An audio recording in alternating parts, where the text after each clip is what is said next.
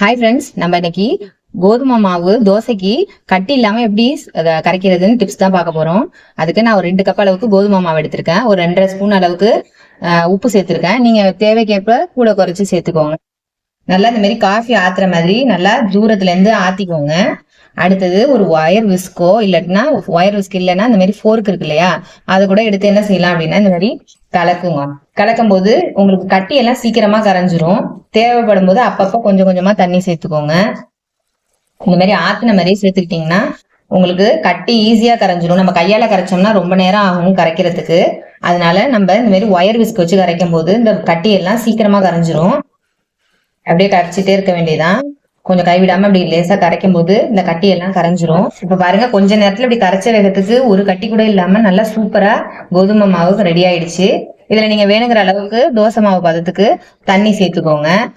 தண்ணி சேர்த்துட்டு ரவை நான் 2 ஸ்பூன் எடுத்துக்கேன். கோதுமை தோசை எப்ப செஞ்சாலும் ஒரு 2 ஸ்பூன் ரவை போட்டு அதுல ஊற வச்சுட்டீங்க. ஒரு ஹாஃப் அன் அவர் ஒரு 1 hour ஊற வச்சுட்டீங்கன்னா நல்லா தோசை எடுக்கிறதுக்கு ஈஸியா வரும்.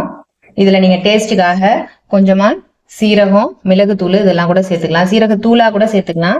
சீரகமா சேர்க்கும் போது அங்கங்க கடிப்படும் போது இன்னும் நல்லா இருக்கும். கொஞ்சம் தண்ணி பதத்துக்கு கரைச்சிட்டீங்கன்னா நல்லா மொறுமொறுன்னு வரும் தோசை. ரவை கலந்ததுனால கண்டிப்பா ஒட்டவே ஒட்டாது, எடுக்கிறதுக்கு ஈஸியா வரும். நம்ம தோசை சுடும் போது எப்படின்னு பார்க்கலாம். மாவு ரெடியா இருக்கு. நல்லா தண்ணியா கரைச்சிக்கிட்டோம். நல்லா தோசைக்கல்ல நல்லா சூடா இருக்கணும். அதுல இப்ப எடுத்து மாவு ஊற்றினா சூப்பரா வந்துடும்.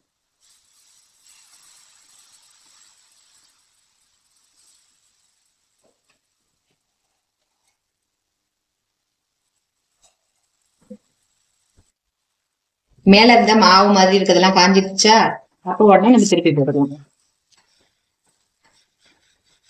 ஈஸியா வந்து பாருங்க, அழகா மொறு மொறுன்னு ரெடி ஆயிடுச்சு.